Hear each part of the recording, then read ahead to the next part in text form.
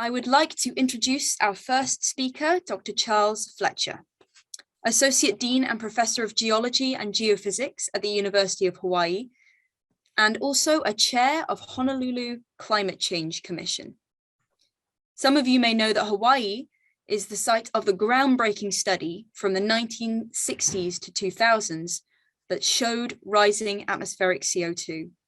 And Dr. Fletcher's research going on today is equally groundbreaking in coastal erosion, changes to groundwater, and sea level rise that provide clear-cut evidence that we are approaching major scientific climate tipping points that may make some places such as Reef Islands uninhabitable. He is the author of 100 peer-reviewed articles and 3 textbooks, so it would be accurate to describe him as a man who wrote the book on climate change. So please give a very warm welcome to Dr. Charles Fletcher. Rowan, thank you for that wonderful introduction. We are going to talk about this pivotal decade in the climate crisis, but we have parallel and overlapping planetary crises related to biodiversity loss, disease, and human equality as well. By now, we're all familiar with the rise of temperature. This is from the US National Aeronautical and Space Administration. Dr. James Hansen is the former lead scientist for NASA, is now speculating in his monthly newsletters that we are seeing an acceleration in the rate of warming based on the last 6 years. The 7th year here, the very most recent year, has come in below the long-term trend, but this is because we are experiencing a La Nina here in the Pacific, which tends to take heat out of the atmosphere and bury it in the Pacific Ocean temporarily. By the next El Nino, which may be within a few years, we're likely to temporarily cross into the 1.5 degrees Celsius temperature zone. This is the rise in CO2 that Rowan referred to. Early in the time series, the growth of CO2 in the atmosphere was less than 1 part per million per year, but today it is growing at nearly 2.5 parts per million per year. So we do know that there is an acceleration in the rate of carbon dioxide accumulation in the atmosphere.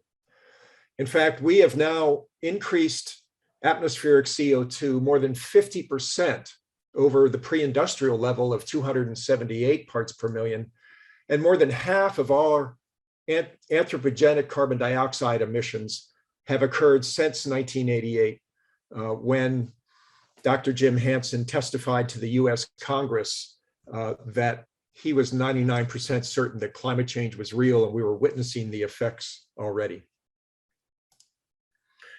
Because of the damaging nature of climate change, the United Nations Framework Convention on Climate Change was successful in 2015, getting the world's nations to agree to stop global warming before it reached 2 degrees Celsius. And led by Sir David King,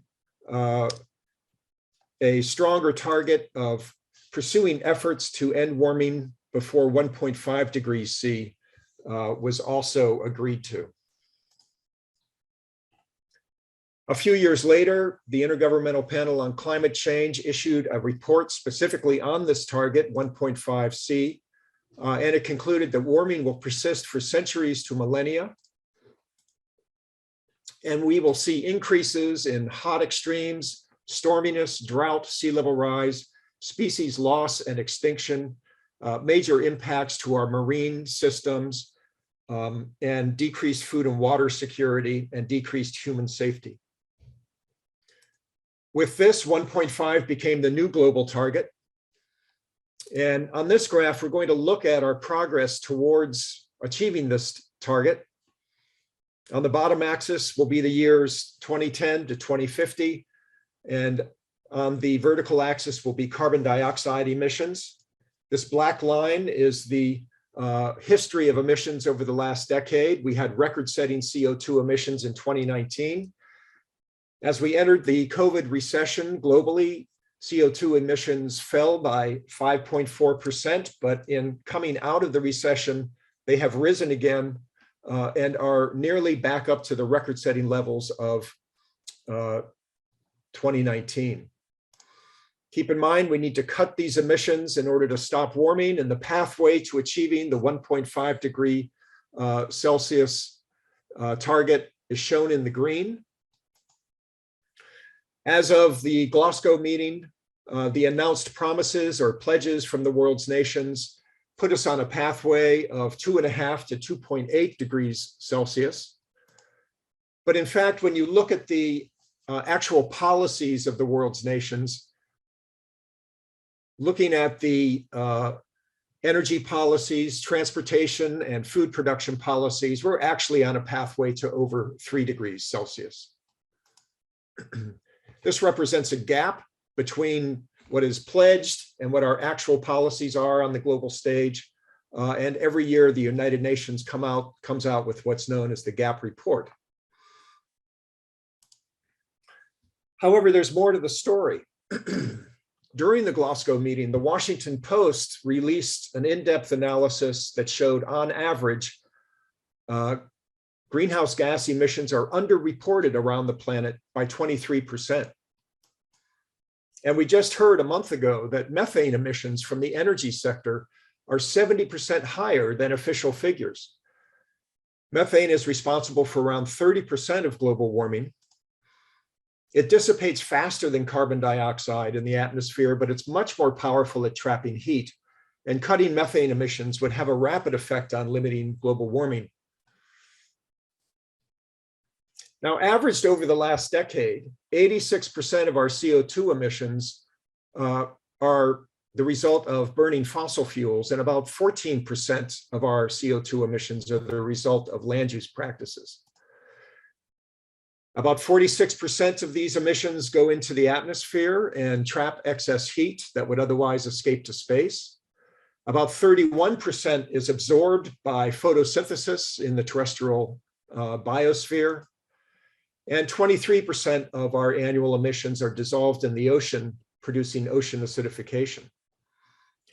So this 31% is an important partner in our efforts to manage this problem. Unfortunately, we're seeing the degradation of the terrestrial biome.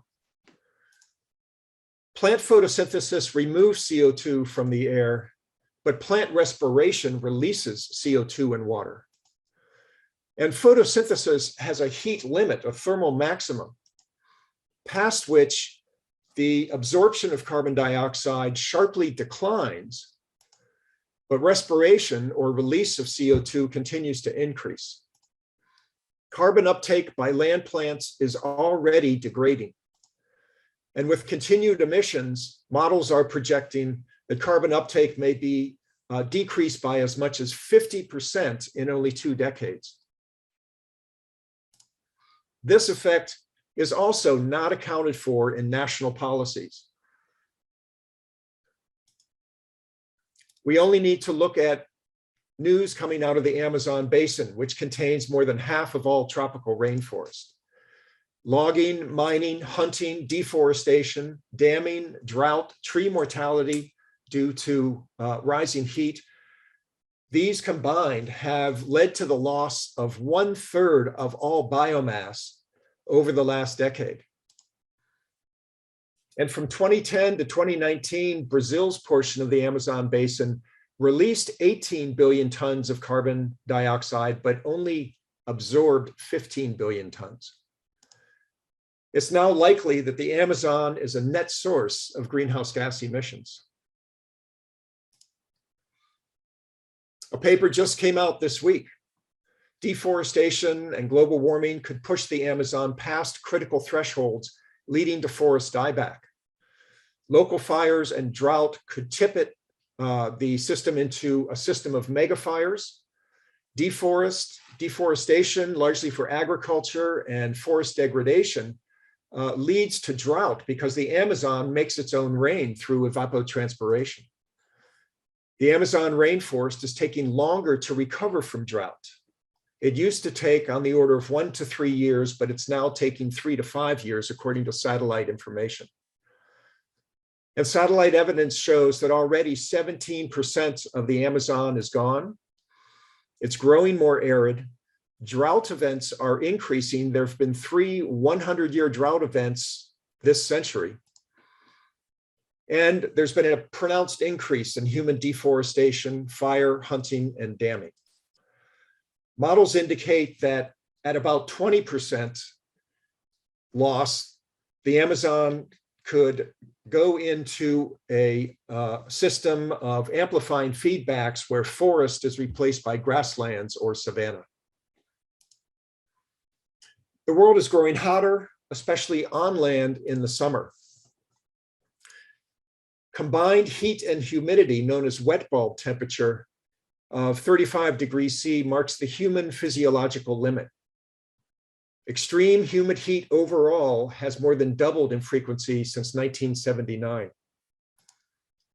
And we now know that over 1/3 of summer heat-related deaths among humans is attributable to climate change.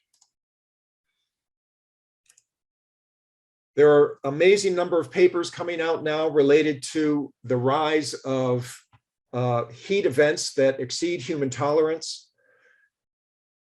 Scientists are describing super and ultra extreme heat waves, deadly heat waves projected in the densely populated agriculture regions of South Asia, escalating global exposure to compound heat and humanity extremes with warming. And this paper, published in the Proceedings of the US National Academy of Sciences, Future of the Human Climate Niche. Today, about 0.8% of the land surface on this planet is too hot for human existence. These black areas in the central Sahara and along the shores of the Red Sea are considered too hot for human communities. But at 3 degrees C, on which we are following a current pathway, within 50 years, 50 years, we're looking at the expansion of this zone to all of the diagonal dark brown hatching. This represents nearly 1/5 of the global land surface, expanding to become too hot for human existence. And we're looking at huge portions of Central America and South America, North Africa, the Middle East, India, Southeast Asia, and North Australia. In fact, at today's warming of 1 degree C, models are projecting an additional 1 billion people displaced for every additional 1 degree C of global warming. Climate change and expanding human needs have led to water and food impacts. Today, we are withdrawing from the aquifers in the continental US 17% more water than nature can replace every year. China is withdrawing 22% more water than can be naturally recharged. India, 52%, and the North Africa and the Middle East, more than 1,000% more water is being removed from aquifers than nature is able to recharge. By 2050, water demand is projected to grow by 55%. In fact, today, 1/4 of humanity already faces a looming water crisis every year. There are 17 nations under extremely high water stress, meaning that they use almost all the water they have. And if you look closely at the southern peninsula of India, the megacity of Chennai, with over 10 million people, actually ran out of water 3 years ago. All 4 of its major reservoirs ran dry. Food also experiences a decrease in micronutrients as the CO2 level in the air increases. Under higher CO2, maize, rice, soy, and wheat have up to 13% less protein, zinc, vitamin B complex, and iron. We can look at wheat as an example, which provides 1/5 of human protein on this planet. The yield of wheat is threatened by drought, flood, and higher carbon dioxide. And by mid-century, demand for wheat is projected to increase by 60%, while the actual yield is projected to decline by 15%. By 2050, an additional 300 million people will be malnourished. An additional 1.4 billion women and children are likely to have iron deficiency. Climate change could displace 216 million people by 2050. Rising sea levels, water scarcity, and declining crop productivity could force 216 million people to migrate within their own countries by 2050. Hotspots will emerge as soon as this decade: Sub-Saharan Africa, North Africa, South Asia, East Asia and the Pacific, Latin America, and Eastern Europe and Central Asia. This represents a crisis in global security. Even at scenarios of low warming, each region of the world will face severe risks to national and global security in the next 3 decades. Higher levels of warming will pose catastrophic and likely irreversible global security risks over the course of the 21st century. The natural world and wild places are being sacrificed to our desire for human consumption. Since 1970, per person consumption has increased by roughly 60%, and global economic activity has grown by 400%. Much of this growth has come at the expense of the natural world, which is now managed to keep up with rising demands for food, energy, timber, paper, minerals, and more. This represents an unparalleled appropriation of nature, which is causing the fabric of life on which humanity depends to fray and unravel. Since 1970, food crop production increased by 300%, and half of all agriculture expansion has come at the expense of forests.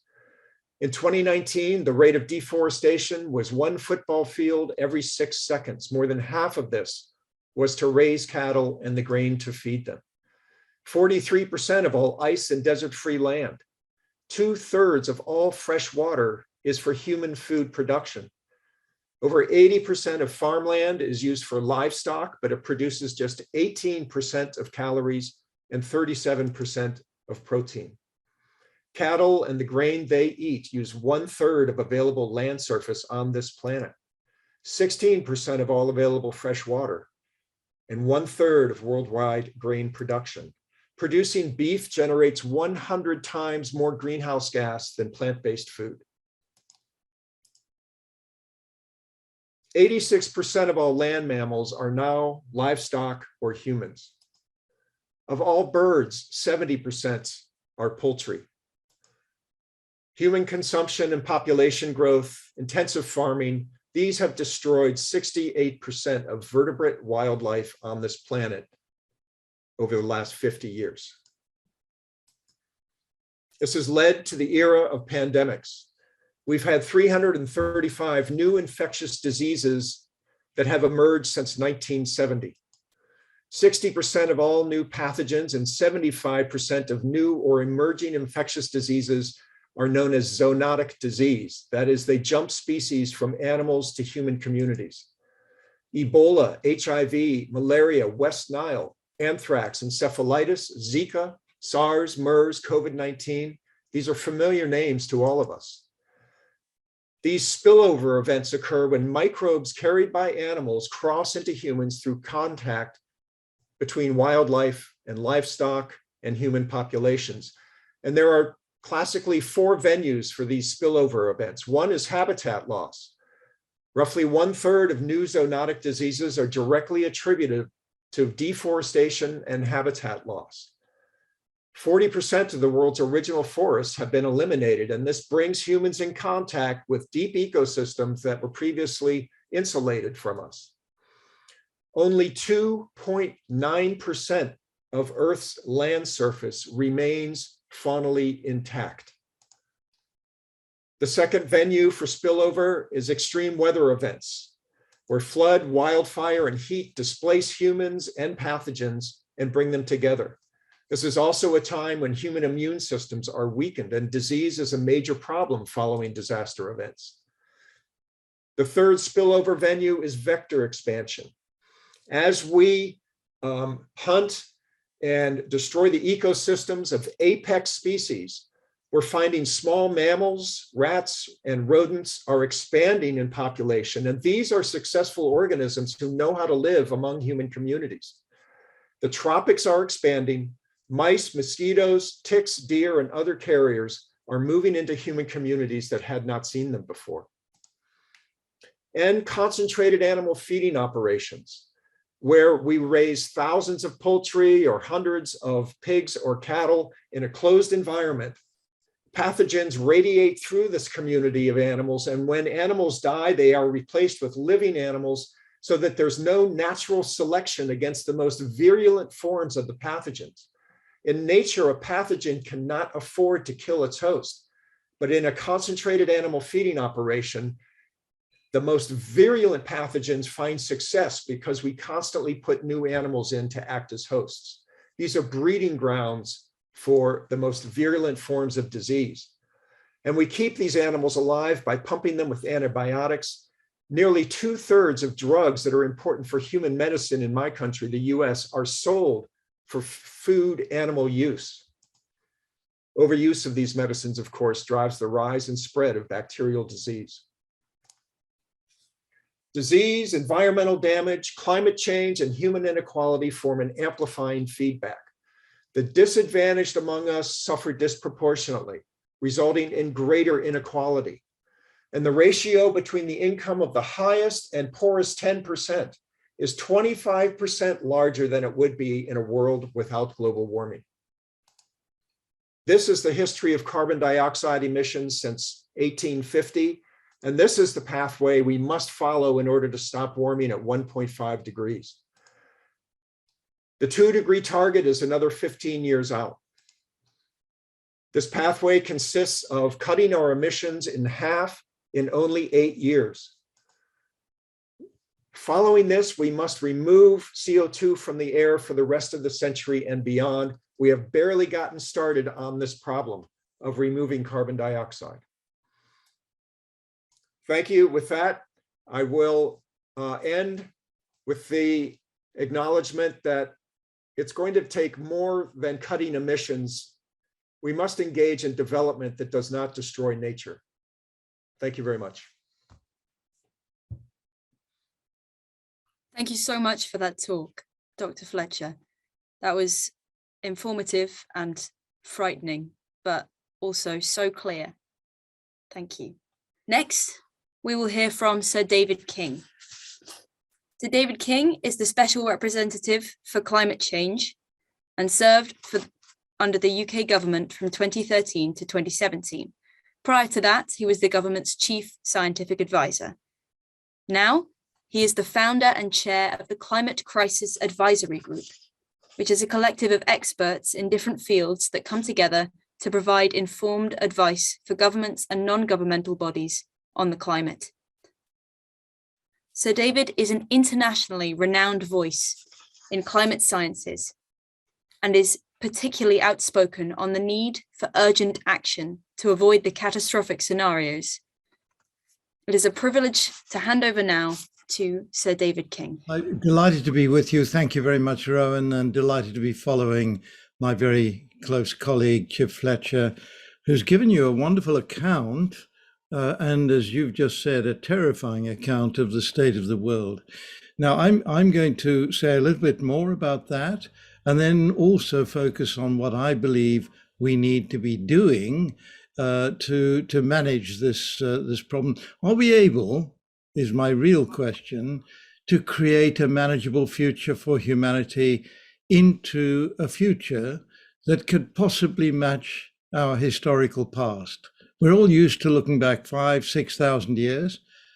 How far into the future can we confidently look at the moment, given the trends that Chip has been talking about? I have set up also, in addition to running the Climate Crisis Advisory Group, I've set up a Centre for Climate Repair here at Cambridge, and it's within one of the colleges, Downing College. So let me just explain why I'm using the phrase climate repair as I go along. First of all, to connect easily with what Chip has just said, next slide shows a similar graph to what he was showing. In blue is carbon dioxide levels rising from 1700 to the present time. That, of course, is going to the pre-industrial era into the fully fossil fuel based era that we've been running forward on.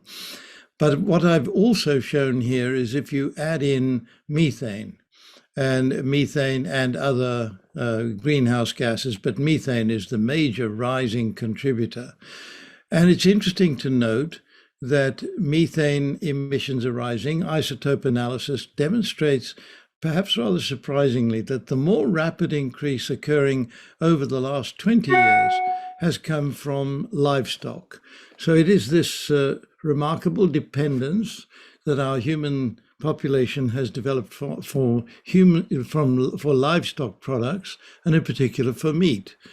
And as we look around the world, the rapidly emerging economies of the world, what we see is this rapid growth in a new global middle class. If I count the middle class as those who spend between $10 and $100 a day, middle class people in the world were 1 billion in the year 2000, and in the year 2022, here we are rapidly approaching 3.5 billion out of the total population of 8 billion. So the middle class section of the population is rising very rapidly. And unfortunately, their eating habits are mirroring and imitating the eating habits of the West. And so meat consumption is going up very rapidly, and other dairy products as well. So the real problem is that our total greenhouse gas level is now well over 420 parts per million. It is in excess of 500 parts per million in the atmosphere. And if Chip and I go back 20 years, you would not find a climate scientist who would say we could have a manageable future at over 450 parts per million. Jim Hansen, who Chip referred to, has said we should never exceed 350 parts per million, and here we are well over that figure today. Let me take you to the next slide and just once again running through where we are. Let's just take all of the extreme weather events that occurred around the Northern Hemisphere during the last summer 2021.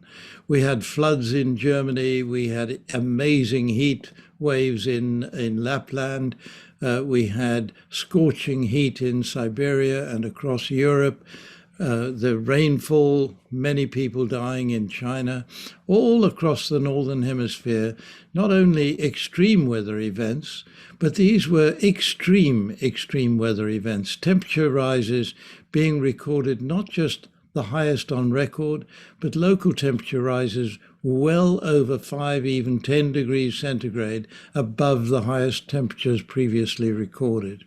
Now, I'm just going to say a little bit about these extreme weather events. The Climate Crisis Advisory Group, 15 individuals from 11 different countries, all known experts in this field, but coming from different areas of expertise and from different parts of the world. We looked at this and published a paper at the end of August last year, while we were still in that summer, giving an attribution of all of these events to what is happening currently in the Arctic Circle region.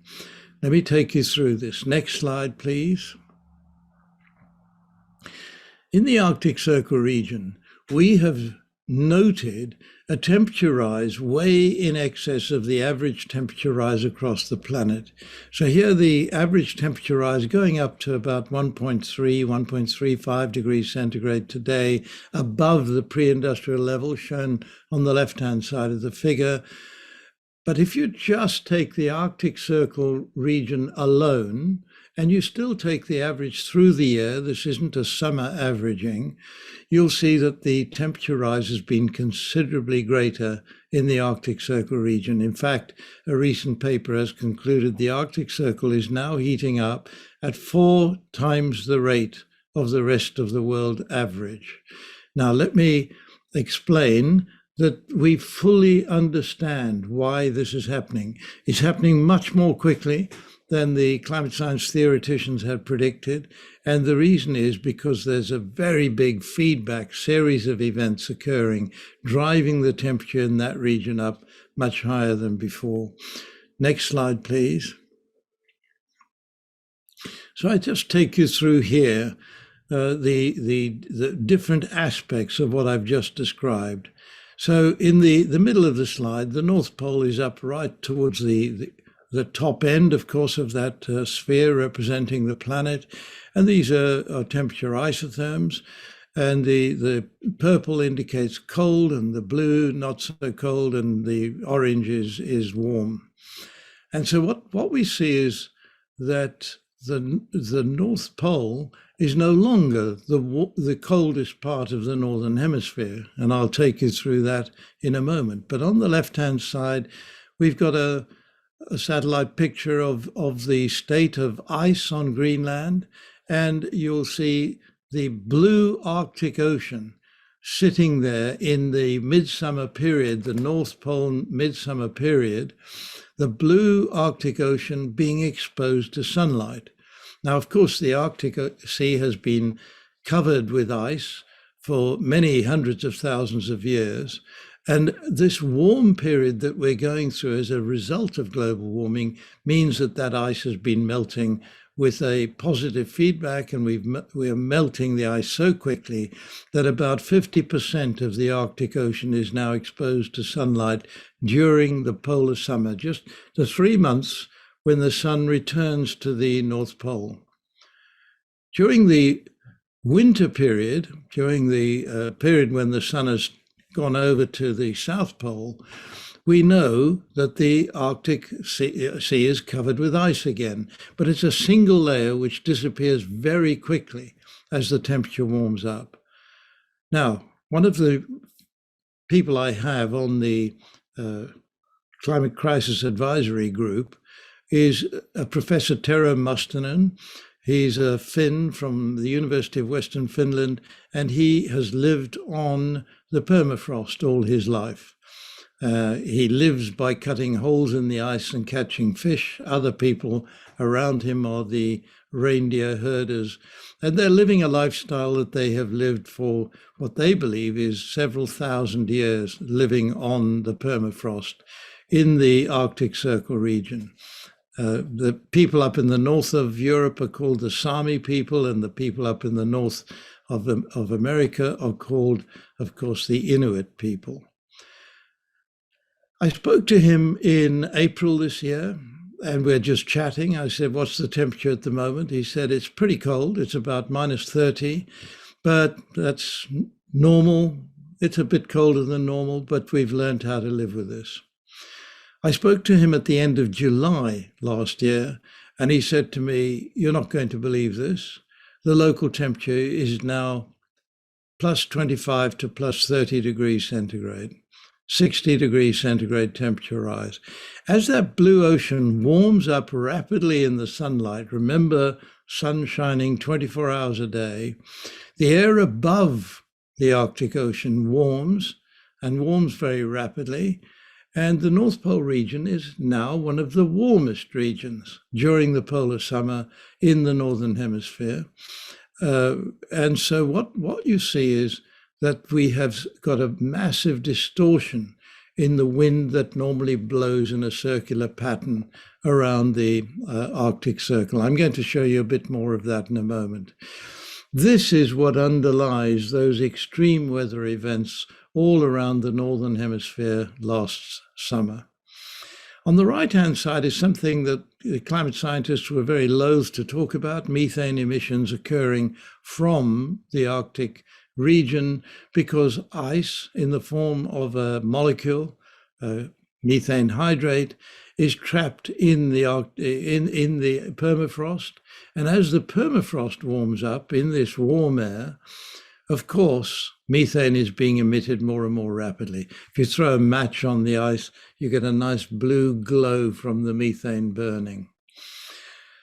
However, what has happened more recently is much more dramatic than that, with explosive release of methane, as I will show you in a moment. On the left-hand side, that ice on Greenland, which has been falling one winter after another snowfall for many thousands of years, that ice is now melting irreversibly. And I'm quoting the most recent IPCC report, which says ice on land around the world, whether you're looking at the Himalayas, the Antarctic, or the Arctic, is now melting irreversibly. And when all of the ice on Greenland has melted, we know that global sea levels will rise by about 6.5 meters. Global average sea level rises of about 23, 24 feet will follow from the loss of ice on Greenland.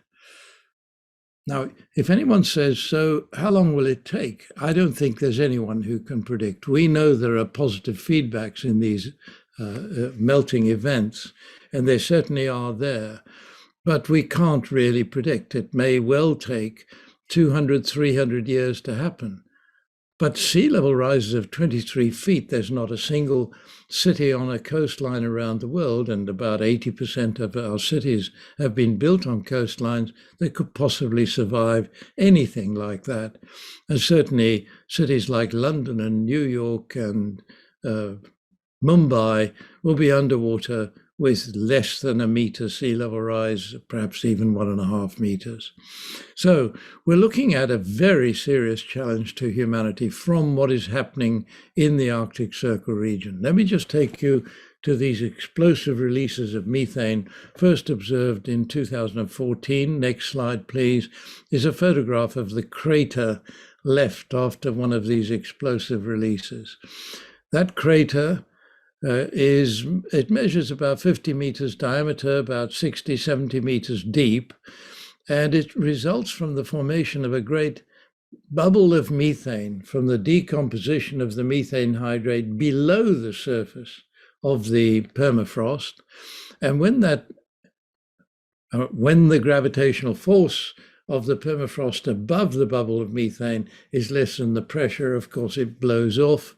And all of the material in there, which is basically ice, methane, and carbon dioxide with a little bit of earth, blows up into the air as water vapor, as methane, and as carbon dioxide.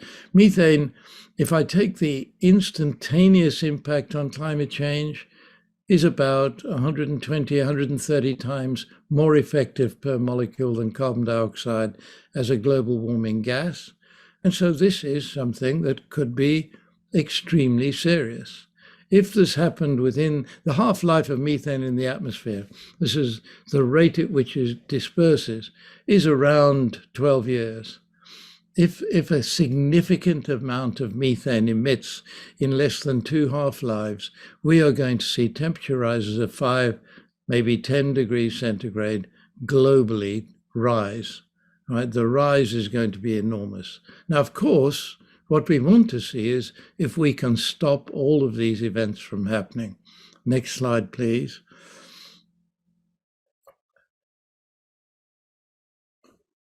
Have I got a next slide? Oh dear. Thank you. Oops. No, I think you've gone too quickly. You missed a few there. There we go. All right, so I just wanted to explain what I said about those extreme weather events having their origin in what's happening in the Arctic Circle region. On the left-hand side of this picture, you'll see a schematic of the effect of the jet stream, this wind that blows anti-clockwise around the North Pole.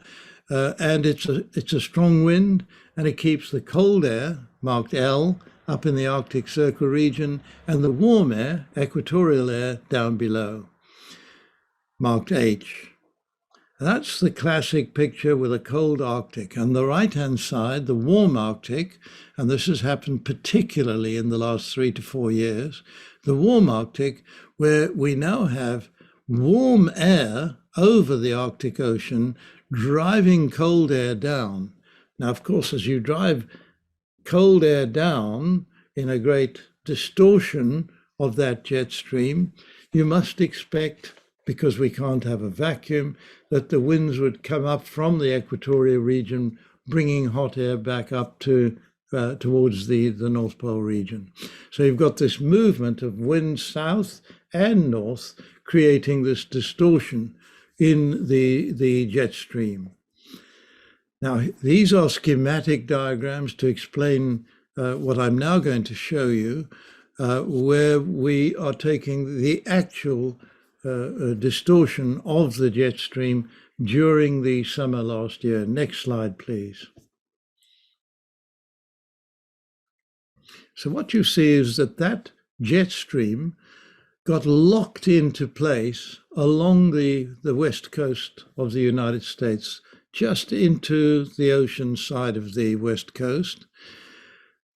And this distortion was driven by cold air blowing right down the center of the United States and Canada. And so what we see is that this warm air coming up from the equatorial region is responsible for these exceedingly high temperatures.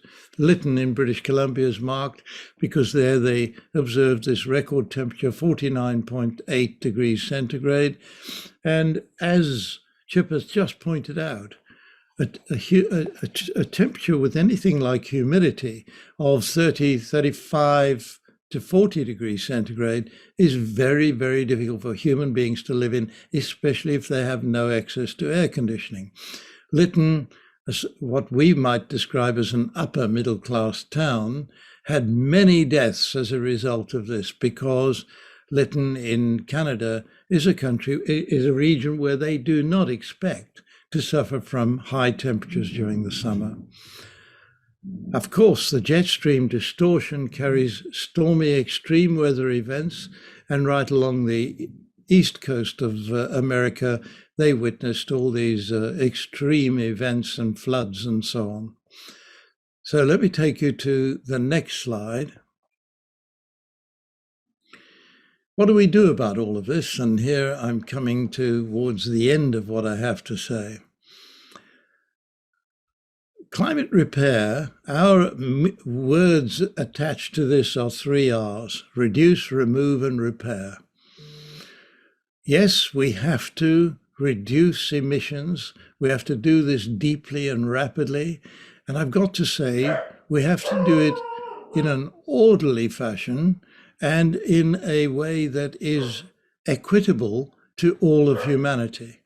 In other words, what is required is for all nations to be pulling together in this enormous enterprise of switching ourselves away from fossil fuels, away from destroying our forests, and into a new mode of living in which our ecosystems are recognized for the critical function that they perform for all of us living creatures on the planet.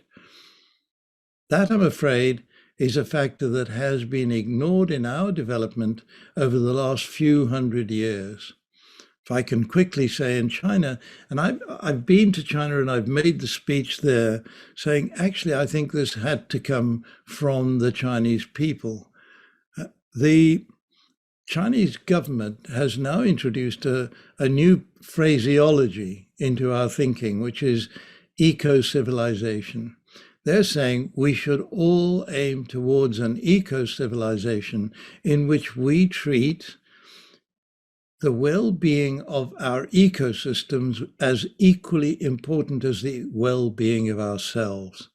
We have to recognize that we are a part of nature and not apart from nature. That is what's put us into this difficult situation, and that is now the new challenge for humanity going forward in time. Now, deep and rapid emissions reduction is not going to be enough. Why do I say that? Because these extreme weather events can only get more extreme. But worse than that, we have several tipping points. And what I've just described to you is a tipping point in the Arctic Circle region, which now seems to have gone, where we are seeing an irreversible phenomenon happening, the irreversible loss of ice on land from Greenland. And of course, this distortion in our jet stream that is causing these extreme weather events. As this melting of ice occurs, it becomes more and more likely that the Atlantic meridional overturning current, which is responsible for managing heat away from the equatorial region into the Arctic region and cold water away from the Arctic region back into the more temperate zones. That AMOC, that so-called AMOC, is very likely to be turned off. We know it's been weakening over the last 50 years. Very good measurements have been made. If that weakens completely, frankly, we are in a great deal of trouble. Now, what we therefore also need is the second R. We need to remove excess greenhouse gases from the atmosphere. Now, what I'm saying is we have exceeded the pre-industrial era level of greenhouse gases of about 270 parts per million, and we have got up above 500 parts per million today. And we are now today emitting, if I count in methane as I should, well over 40 billion tons of greenhouse gases into the atmosphere per year.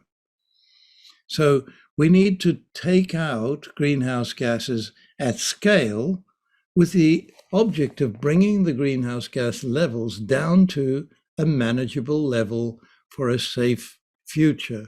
And that, I'm afraid, means bringing them down to 350 parts per million or less. That has to be our joint objective. Reduce and remove excess greenhouse gases that are already there so as to remove all of these threats to the climate systems of the world. But finally, how long will all of that take? This deep and rapid emissions reduction plus removing excess greenhouse gases. As we move forward from the present time, we're only going to make it worse by emitting more greenhouse gases. So we are creating an even bigger debt in terms of the amount of greenhouse gas that must be removed. I believe we need to learn to remove about 30 to 40 billion tons of greenhouse gases a year. Even at that level, it will take us to the end of the century to get back down to 350 parts per million. Therefore, we need to buy time with the third R, which is particularly repairing the North Pole region that I've just described. How can we see that we get ice covering the Arctic Ocean right through the 12 months of the year? And in particular, how do we refreeze or keep the layer of ice that is formed during the winter covering the Arctic Ocean through the polar summer period? And that means, how do we stop the ice melting from Greenland as well? And I believe the solution, and this is what we're working on, is to create white cloud cover. And we know how to do this by mimicking nature. When there are storms at sea, you create tiny droplets of water. The very small droplets of water get carried up by upgoing drafts of air into the upper atmosphere. As this happens, these tiny droplets of water in this upwind lose their water and become, all you're left with is a tiny crystal of salt, of sodium chloride. Then as that floats downwards, this cloud of salt, it picks up water again and creates a white cloud. Or if it lands on a dark cloud, it will lighten the dark cloud. Now, if we can do that, it's a massive exercise all the way around the Arctic Circle, but only activate this when the wind is blowing in the right direction to carry clouds over the North Pole region. We might be able to reflect sunlight away from the ice formed during the winter. That's what we are working on. All of our work is done as a collaborative program. And so this piece of work that I've just talked about, we've got 6 research groups around the world invoked into that collaboration.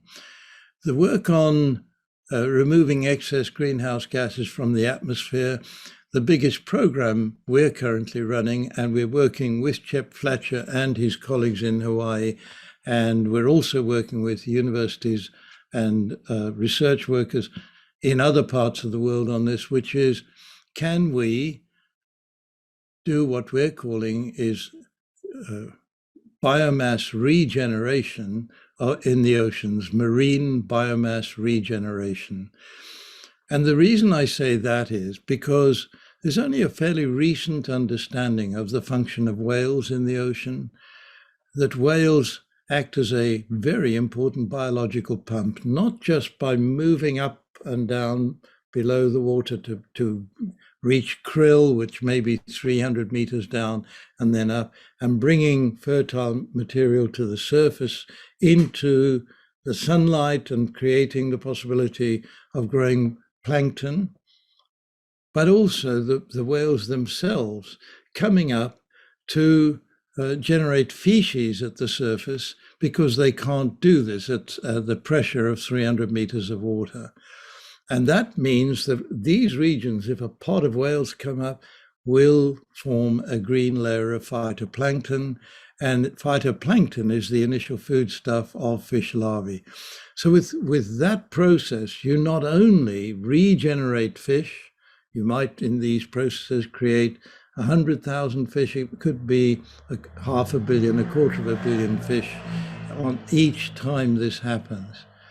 Now, what I'm saying is, as we do this, we bring back the whale population to something like it was 300 or 400 years ago, before whaling was responsible for removing the vast number of whales that we used to have. So the baleen whales that perform the function I've just described are now down at maybe 5–10% or even less of what they used to be. If we can return the population to what they were doing before, we can leave them to act as that biological pump, bringing fertile material up into the sunlit waters. So many, many programs of work have been initiated in an attempt to create the climate repair process, which I believe every one of us needs to commit ourselves to in one way or another. The deep and rapid emissions reduction is where most of us can have some responsibility. Whatever means we use for getting around the world, we should avoid emitting carbon dioxide. Whatever means we have of eating, we should surely avoid eating so much beef. In fact, maybe we should stop eating all beef, etc. So we can all make a contribution. And I'm saying, actually, the contribution has to be made at each one of these levels. We need to promote agile political and investment responses. And when I say political responses, we have to go way beyond what we've even come close to in the COP process so far. Thank you. Thank you so much, Sir David, for that fascinating talk. So now I want to say a huge thank you to Sir David and Dr. Charles for speaking today. We are very grateful for having you both here, and you're very welcome to stay on the call for as long as you like. It's been great having your contributions to the chat as well. But of course, we understand if you need to leave. So thank you again from everyone, and especially from Just Stop Oil, for sharing that with us. We are now going to hear from Zoe from Just Stop Oil, who is going to talk about what we can do in 2022 in response to those terrible truths that we have just heard. Zoe. Thank you, Rowan, and thank you, Chip and David. I hope you can hear me okay. I'm a little poorly at the moment, but I didn't want to miss this. Thank you so much. My voice is also cracking because, quite frankly, I'm pretty emotional hearing what you've both shared. I'm imagining the other 300 plus people on this call are also feeling a whole range of emotions. So I just invite all of us to take a couple of breaths together and allow ourselves to not just think, but also feel the reality of this world that we share together and the future that we are facing if we don't all do exactly what Sir David said and take responsibility and commit ourselves to a different future. So a huge, huge thanks to Chip and David for spending that time with us this evening. We do hope that you will continue to join us if you're happy to. There's so much to say. I believe I've got 10 minutes, so I'm going to keep it quite brief. There's so much I took away from both of your talks. I'm sure many of us here this evening know a fair bit of what you've shared and have also learned new information. And even if we knew every single element of it, hearing it afresh and hearing it directly from global esteemed experts has an extra weight, and it strikes us again. The sheer scale of what we're facing is really hard for us to get our heads and our hearts around, and to hold this while still functioning in the world and caring for ourselves and our children and our grandchildren. And yet that is exactly what we must do. And the words that you've shared, both of you, and what we know needs to happen is at such stark contrast, as you hinted there, David, of the outcome of COP and of the words that we hear from our politicians, policymakers, media, and in fact, many of the NGOs. But here with Just Stop Oil, we don't talk nonsense. We don't collude. We share the truth and we face it and we take action together. Just as Antonio Guterres only 2 weeks ago with the launch of the latest IPCC report said, he was talking about the lack of global leadership, and he said the abdication of leadership is criminal. And he's absolutely right, isn't he? The situation we are in, and our children, our grandchildren are facing, and the vulnerable around the world are facing right now is criminal. It is deeply, deeply criminal. And quite simply put, we must put our bodies on the machine. For many of us ordinary people, we don't have the opportunity to influence at the tables of those who have the real power. So what else can we do but to put our bodies peacefully in the way of the machine? And to hear fact after fact this evening, some of the ones that just absolutely bowled me out of the blue. For example, Chip saying that emissions are underreported by 23%. And to think about that tipping point of photosynthesis so that the basic function of plants on Earth is going to lose the ability to function at some point, temperature rise. And thinking about that land, all the land ice melting irreversibly, there are so many things that are so hard to get our head around. And yet our leaders, our supposed leaders, I can't even call them that, our supposed leaders, even in the UK, when we are supposedly a climate leader and we still hold the presidency for COP, we are still planning 40 new fossil fuel licenses, more than 40 new oil, coal and gas licenses in the UK. And we claim we're a climate leader. That is criminality, hypocrisy and genocide. It's appalling, absolutely appalling.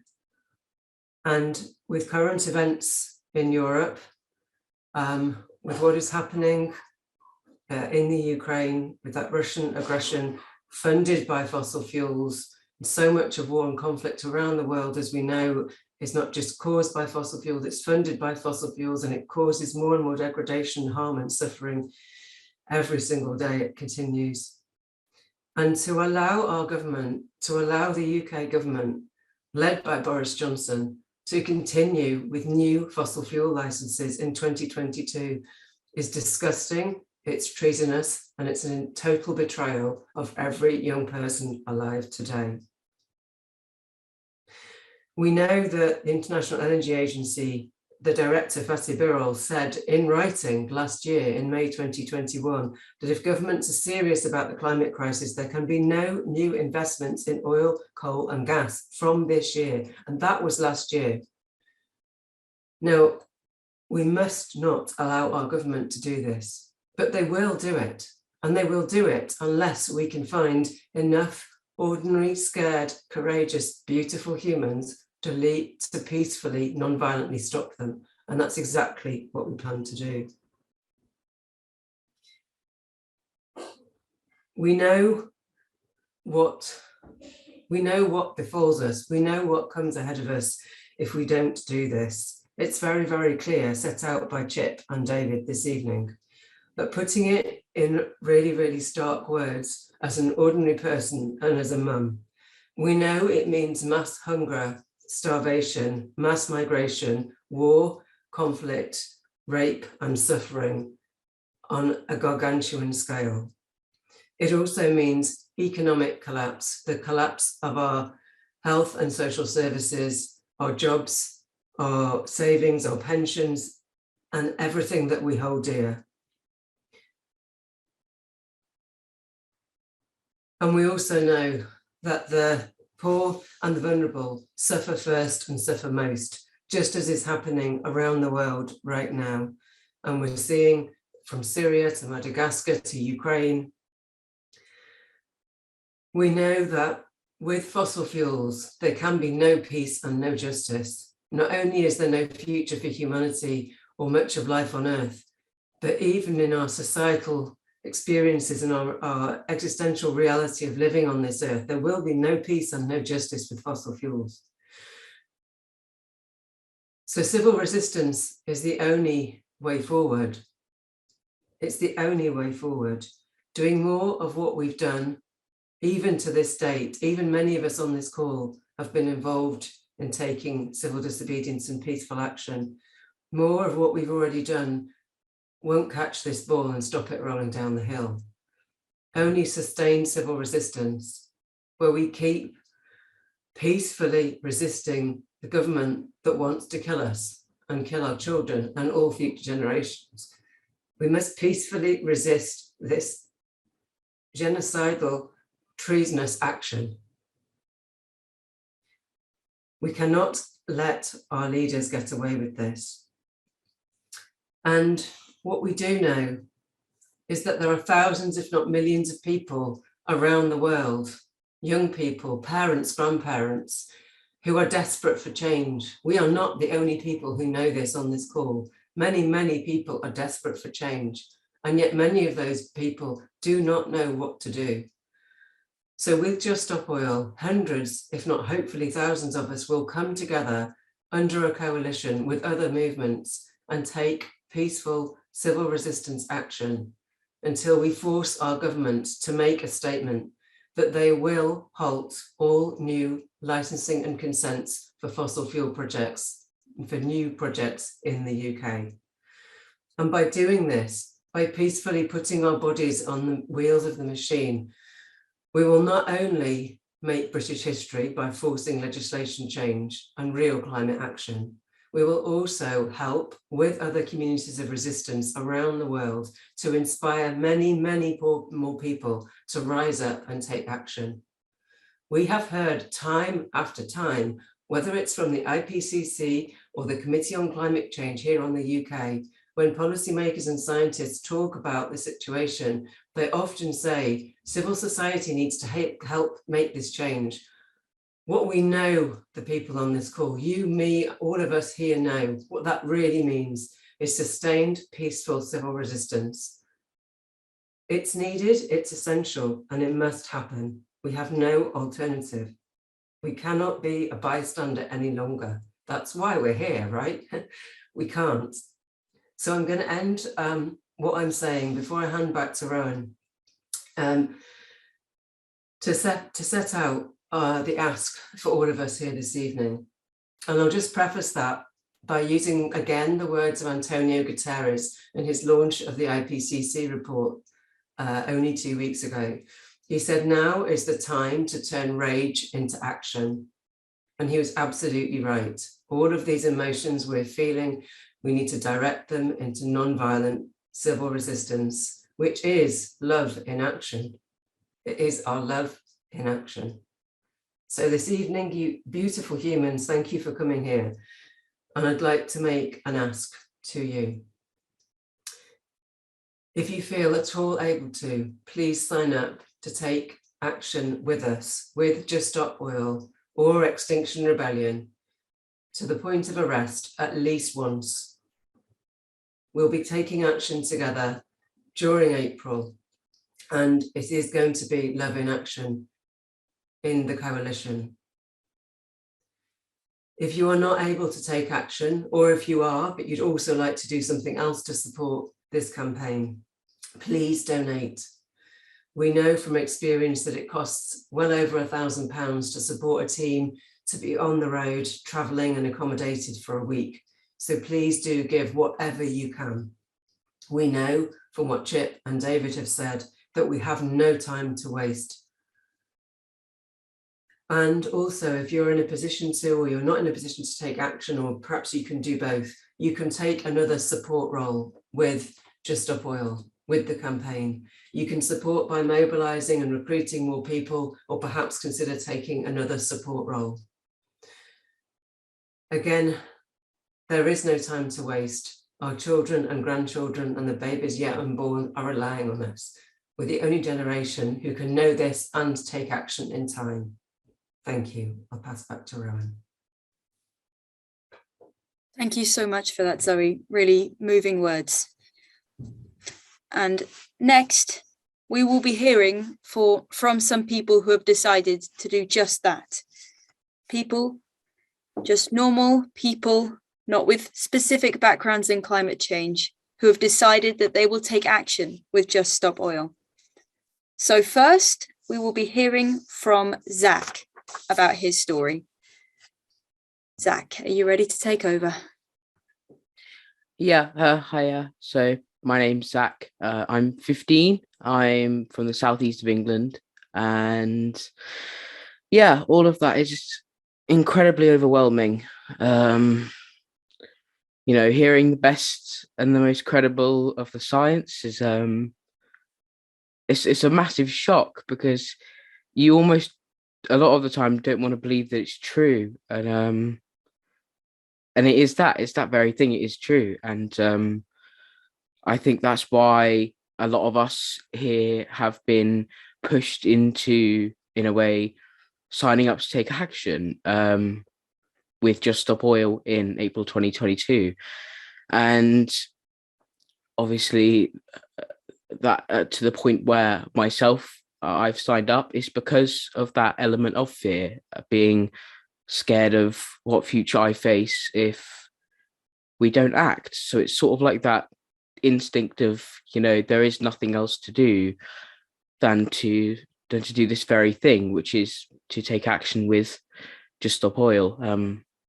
And that's why I've signed up, because I'm scared. I'm a young person, and up until maybe around a year ago, I had no clue about the climate crisis and what effects how it's going to threaten my generation. And when finding out, it's sort of that element of disbelief. You don't believe it. And obviously, like I said a minute ago, you hear it all from people like Chip and David, who are world leading experts in this field. And it's unbelievable. The disbelief is crazy.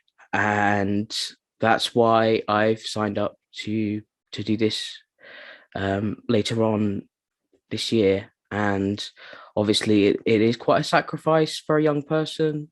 Obviously, it's like people say, you're putting your career on the line, you're putting jobs and university places. But to be honest, there's nothing to lose. There is no universities or no jobs if we don't sort this crisis out. And like Adam McKay, the director of Don't Look Up, said, I'm a great believer in stopping the gears of production. And that's the only choice we are left with when our government are putting profit before the current generation and the next generations. And that's sort of why myself and so many others have decided to take this action and sign up. And, I don't know if it's going to do anything. All I've got to do is hope. I've got to hope that the government have a heart and that they decide to do the best to safeguard my future. And just a quote from an activist, her name was Regan Russell. She was an animal rights activist. She said, "I don't know if it does any good, but I know doing nothing does no good." And that is why I'm doing this. And thank you everyone for coming. It genuinely means a lot. And to see that people care, it's really brilliant. Yeah, thank you. Thank you so much, Zach. That was really moving. And it is important to recognise that is a huge sacrifice for young people to make who have such a future ahead of them. Now we will be hearing from another volunteer. Is Sandra here? Yeah. Hi, everybody, and thank you to Chip and David and Zoe and Zach. And listening to all of you, why have I offered to get arrested? Because, as Zoe says, I can no longer stand by while the government does nothing. Our governments are not going to save us. It's up to each and every one of us to stand up now and put our bodies in the way of the machine, as Zoe said. My story, I live in Morecambe in the northwest. I'm called Sandra, and my story is probably the same as many of yours if you're of a certain age. I'm 66 this year, so it's happened in my lifetime. Therefore, I owe it to young people to do something.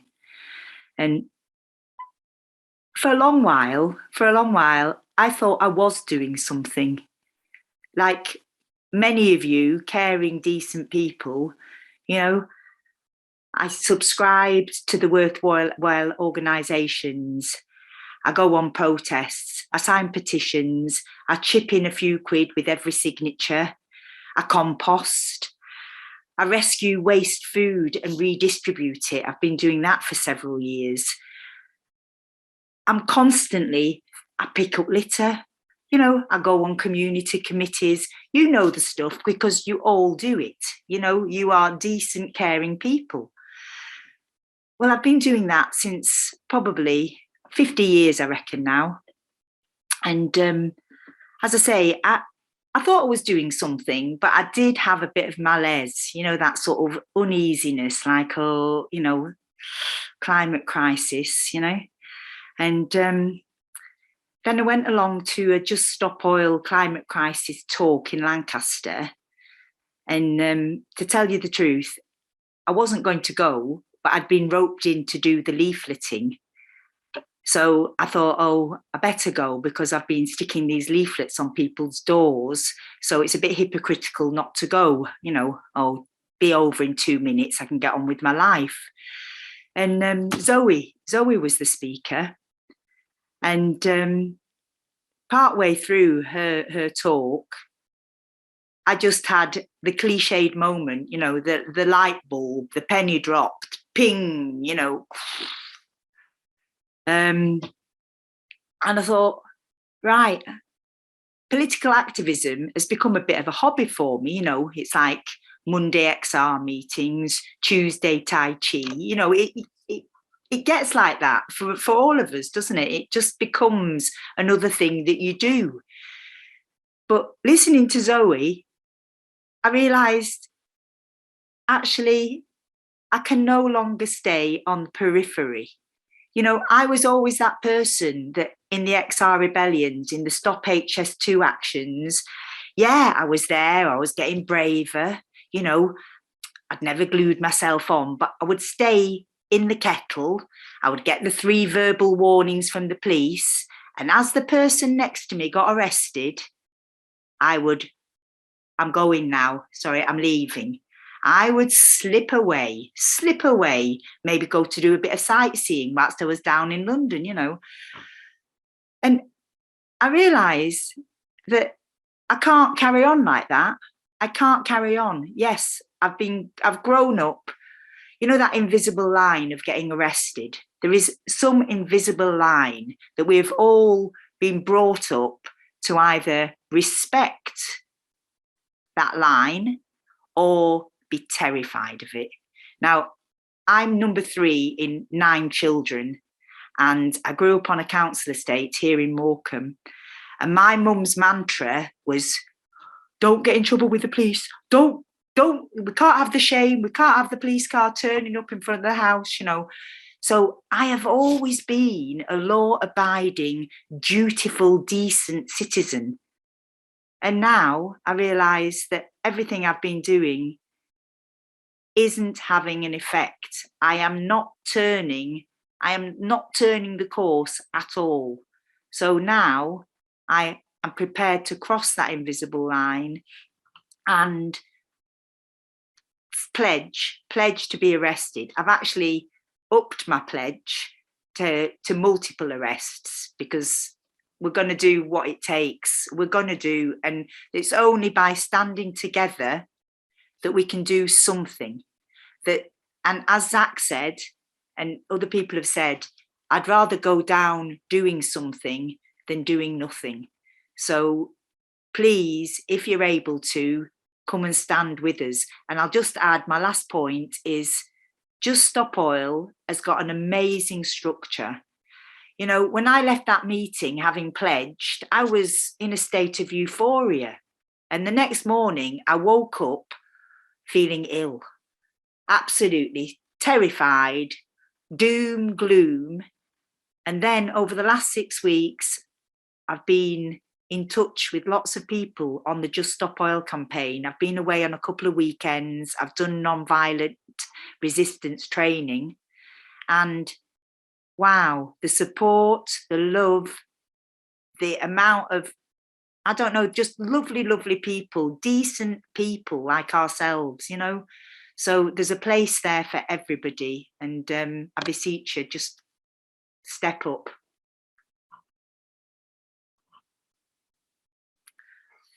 Thank you so much, Sandra, for your personal speech.